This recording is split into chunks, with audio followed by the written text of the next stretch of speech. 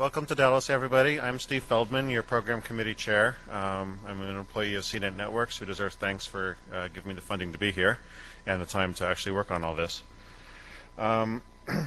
Also, as I said, welcome to Dallas, Texas, or howdy y'all, maybe that's what I should be saying.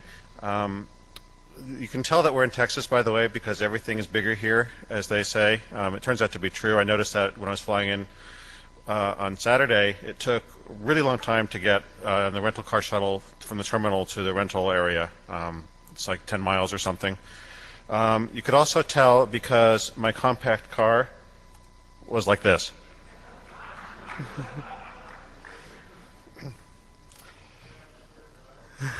Yes, there was a third row in the back.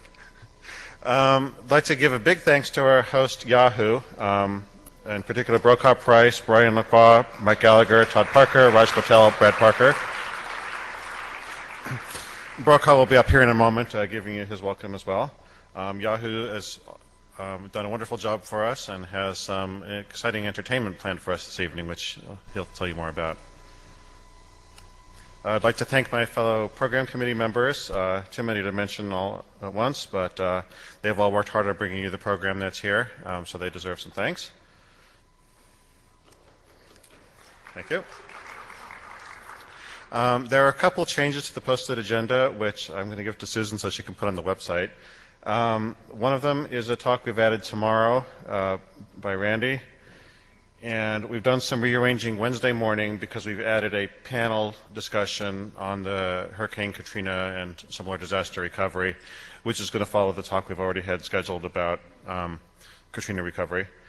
So because of that, we've reshuffled a few things around. A couple of reminders, the usual ones. Network security. We have a nice open wireless system for everyone to use here, but that also means that because it's nice and open, you can see each other's traffic. So don't use clear text passwords unless you want everyone else to know them. Do use end-to-end encryption, something like SSH or VPN tunnels or whatever. Speaking of security, there's a BGP key signing session this time as usual. See the link off the main page, main NANOG page for details on that. There's Yahoo's reception tonight, and our beer and gear reception will be tomorrow night. Some people might be wondering what all the different things on the badges mean. Blue badges are steering committee members, a yellow badge is a program committee member, and a green badge, since green is blue and yellow, looks like this. It's for people who have to sit on both committees. There's also dots that go on badges, green for peering coordinators, black for network security coordinators, and red for PGP key signers. This time we're doing something new, which has been asked for a while, but yes?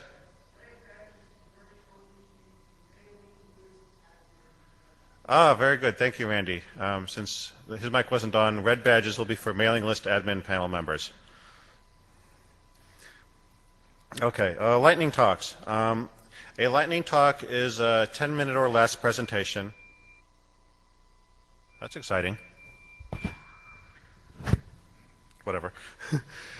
A lightning talk is a 10-minute or less presentation on a topic that's of relevance to NANOG. Basically, if it's on topic for the mailing list, it's on topic for this. Anybody who's attending this meeting can submit a lightning talk proposal. Signups will start actually in about 10 minutes when I get to my laptop and set it up. There will be, you can see the URL there. There's also a link to it off of the NANOG main page under Lightning Talks. It's a web form you fill out with your name, email address, a title, and a short abstract. Lightning Talks do not have to include slides, by the way. If you need slides, that's fine, but they're certainly not required. They are 10-minute slots. We will cut you off mid-word if you go beyond that. We'll accept submissions until 2 o'clock this afternoon.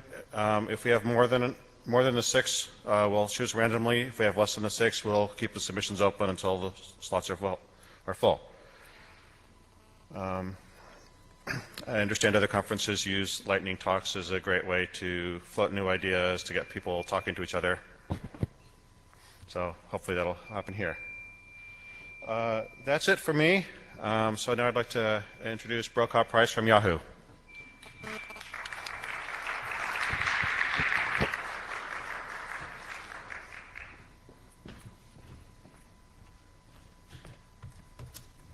Let's see if we can get this out of the way.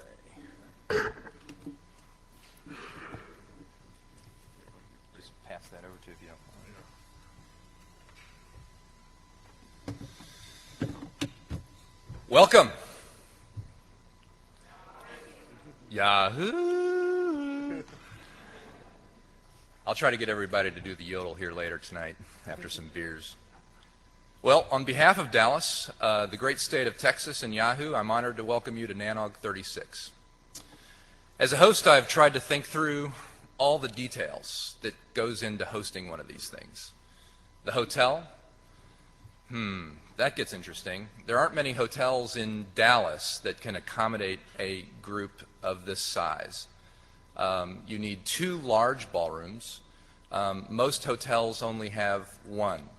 You've got the general session room that we're in now, and you have the beer and gear room that you need for tomorrow night. So it really limits your options.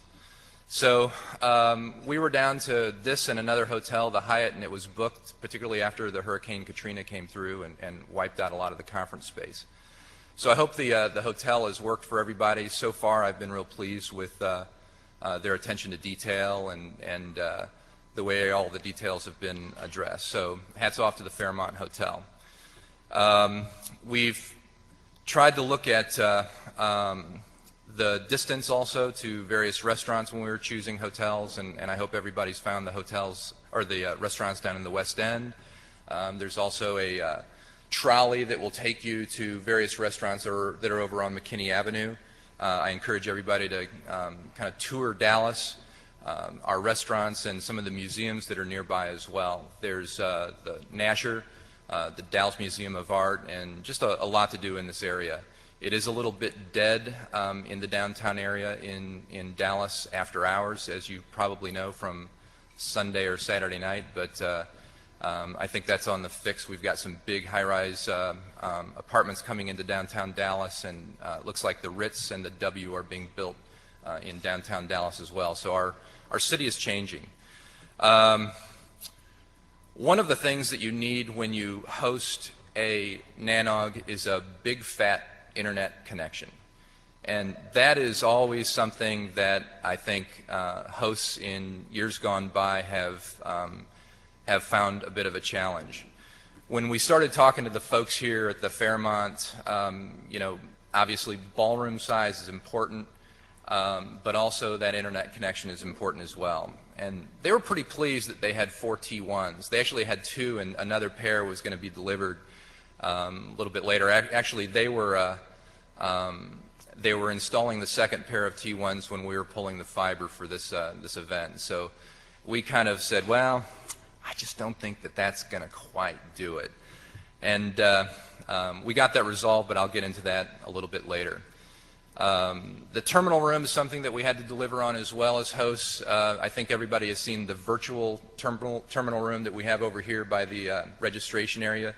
You're welcome to use our laptops over there to print boarding passes and do whatever you need to do should your laptops go down. If anybody needs laptops or access to laptops overnight or after hours, just let me know and we'll make arrangements for you. We've got some cables that lock them down, but the security folks here at the Fairmont said it's probably not a real good idea to leave them out 24/7. So just let me know if you need some other accommodations on the laptop front. We'll take care of you. So we also had to deliver T-shirt graphics. I think everybody has seen the graphics that have been spread around. That's been a real experience for me, and I feel like I've been submerged in the garment business, working through T-shirt graphics with our brand department within Yahoo.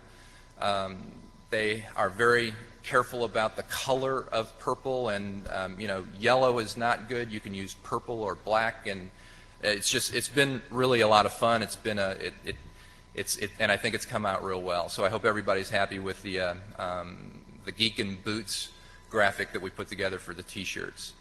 The website, we had to make it sufficiently simple for this group. I hope everybody's enjoyed that. It had to be sufficiently geeky, so thank you, Mike Gallagher, for putting that together for us. The other thing we had to do is put together a party, and that's going to be a big one, Texas style, so I hope everybody is going to attend that party tonight. That's down at Eddie Dean's, and it's probably one of the better Texas barbecues you'll have. So throughout this whole process of putting together the show, if you will, I've had this nagging feeling that something was missing, that I was forgetting something. Well, it turns out it was. We went to a little company gathering on Sunday night, and a colleague of mine had mentioned that I was on the agenda. And I thought it was kind of a mean joke or something, but no, I was on the agenda all right, and here I am. So I guess the joke was on me. I did let something slide, and if it's me forgetting that I'm doing the opening statement, then I'll take the bullet, so to speak. So on with the show. Betty asked me to say a few words about my experience in hosting NANOG, and all I can say is it's really a commitment. There's a lot of work that goes into this. The folks in my office have affectionately called me the wedding planner. And actually, hosting one of these things makes putting on a wedding look a little bit like a cakewalk, because weddings don't have, big internet circuits that you have to bring in for this group.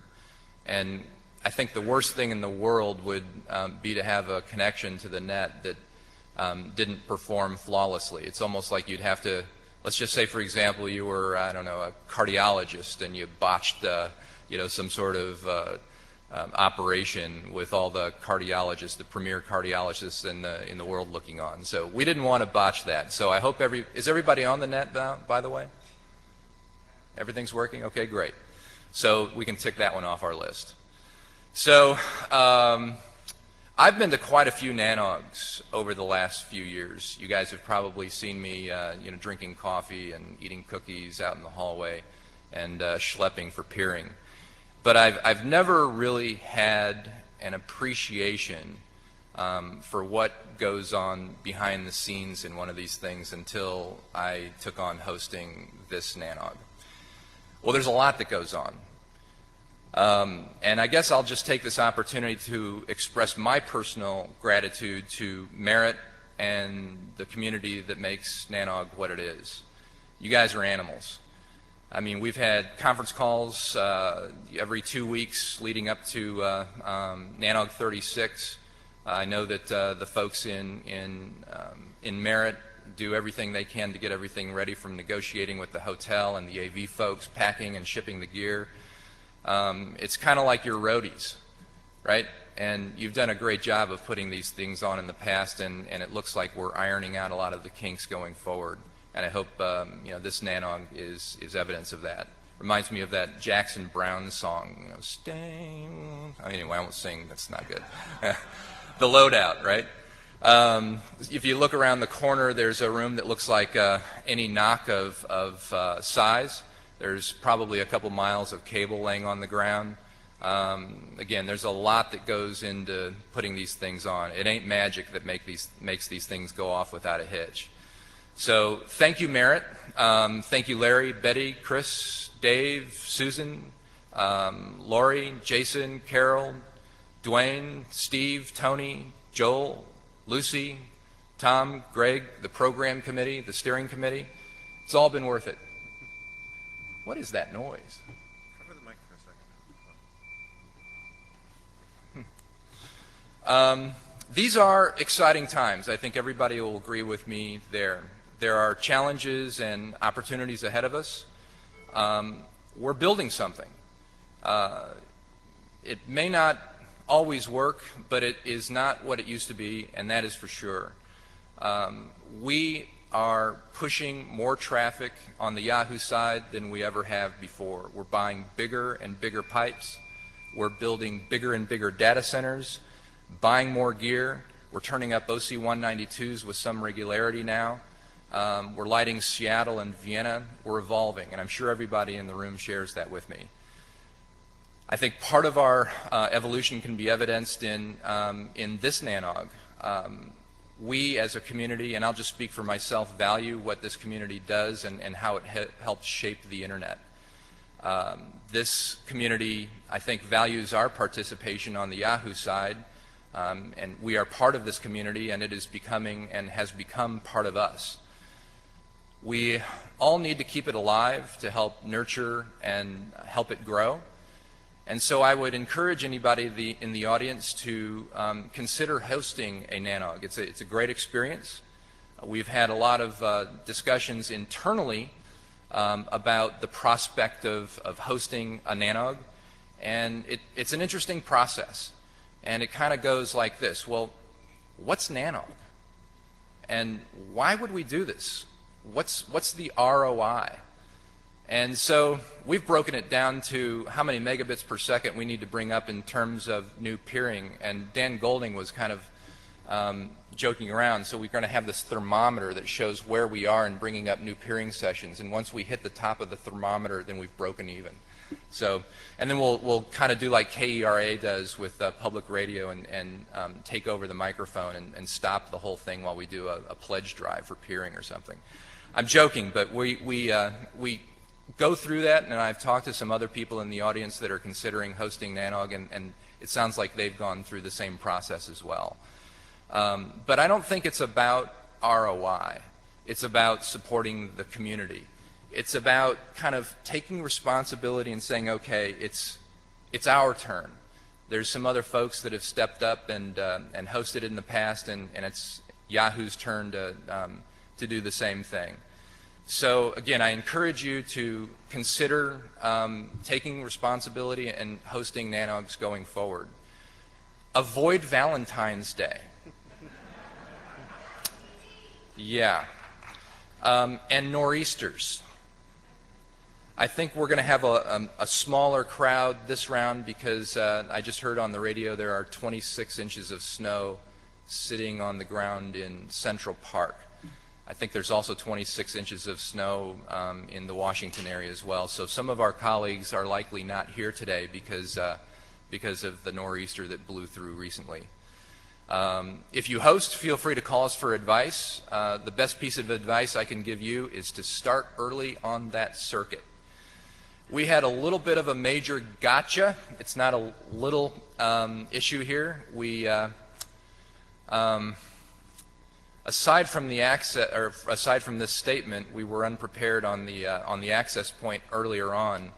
It turns out, in working with the good people at AT&T, that while there was no problem delivering a DS3, it turns out that on the 23rd of December they discovered that their fiber that came into the hotel terminated in the basement of the parking garage. And that's about 60 feet from where it needed to terminate. But you know, in a hotel like this, 60 feet might as well be a couple miles. And so, you know, you're sitting there on the 23rd of December and you're going, okay, the NANOG is coming up, we better get this done. And so I just decided, okay, let's just do this ourselves. So a colleague of mine, Todd Parker, and I just decided to come down here with the AT&T folks and pull some interduct from the basement of the parking garage. I mean, it's kind of a mess down there, you know, laying interduct over sprinkler pipes and tie wrapping it all over things. I mean, it's not pretty, but it's done. But again, that's just kind of a illustration of what you have to do sometimes to bring this thing up. And I think it's been, again, worth it. You don't know what the horror of not delivering a big fat circuit can do to motivate people. Yours truly will stand as testament to that. So we have a group of colleagues that I'd like to thank. There's Mike Gallagher. Are you here, Mike? Brian LaCroix, Todd Parker, Raj Patel is back here in the audience. I'm going to thank you, particularly after you approve a expense report that will prove to be a doozy. Also, the AT&T folks, they've done a great job helping us with this Gigaman. We've got, or OptiMan rather. There should be plenty of bandwidth. I don't think they're doing anything to rate limit us. We probably will be in fine shape. Again, lessons learned, planned ahead. It definitely helped. It helped us out tremendously. We've also had some interesting challenges with our brand folks, and I think overall they've done a real good job. So I'd like to thank some people back in Sunnyvale, if they're listening, Jeannie Modi and Jeannie Conduit. I think that NANOG 36 is going to prove to be informative and productive for all of us, and I hope we'll have a little bit of fun tonight. So in the spirit of spraying thanks, thank you for coming to you. Thanks to the Fairmont, thanks to the Academy. A little bit of housekeeping items here. There are some bar rooms that we've arranged for kind of overflow downstairs in the lobby on either side of the bar. One is called the Brazier. It's kind of between the bar and the front desk. So if you guys feel that you're kind of congested at the bar downstairs, feel free to overflow into that room. And there's also some bar space over in the Pyramid room as well. So you should have good internet, or wireless connectivity over there, so feel free to go over there. That's about it. Without further ado, let's get NANOG 36 Geeks and Boots underway. Thank you.